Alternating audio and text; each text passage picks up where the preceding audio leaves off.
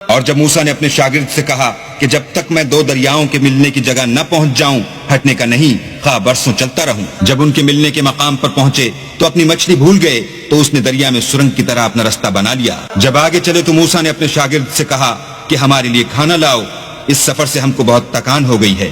اس نے کہا کہ بھلا آپ نے دیکھا کہ جب ہم نے پتھر کے پاس آرام کیا تھا تو میں مچھلی وہیں بھول گیا، اور مجھے آپ سے اس کا ذکر کرنا شیطان نے بھلا دیا، اور اس نے عجب طرح سے دریا میں اپنا رستہ بنا لیا۔ موسیٰ نے کہا یہی تو وہ مقام ہے جسے ہم تلاش کرتے تھے، تو وہ اپنے پاؤں کی نشان دیکھتے دیکھتے لوٹ گئے۔ وہاں انہوں نے ہمارے بندوں میں سے ایک بندہ دیکھا جس کو ہم نے اپنے ہاں سے رحمت یعنی نبوت یا نعمت ولایت دی تھی اور اپنے پاس سے علم بخشا تھا۔ موسیٰ نے ان سے جن کا نام خضر تھا کہا کہ جو علم اللہ کی طرف سے آپ کو سکھایا گیا ہے، اگر آپ اس میں سے مجھے کچھ بھلائی کی باتیں سکھائیں تو میں آپ کے ساتھ ہوں۔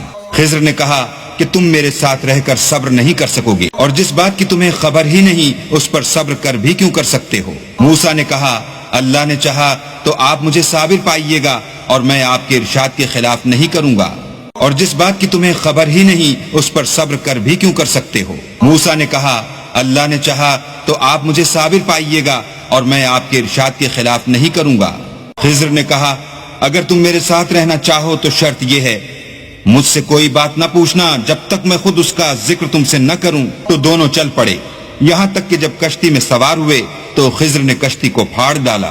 موسیٰ نے کہا کیا آپ نے اس کو اس لیے پھاڑا ہے کہ سواروں کو غرق کر دیں؟ یہ تو آپ نے بڑی عجیب بات۔ خضر نے کہا کیا میں نے نہیں کہا تھا کہ تم میرے ساتھ صبر نہ کر سکو گے؟ موسیٰ نے کہا کہ جو بھول مجھ سے ہوئی اس پر مواخذہ نہ کیجیے اور میرے معاملے میں مجھ پر مشکل نہ ڈالیے۔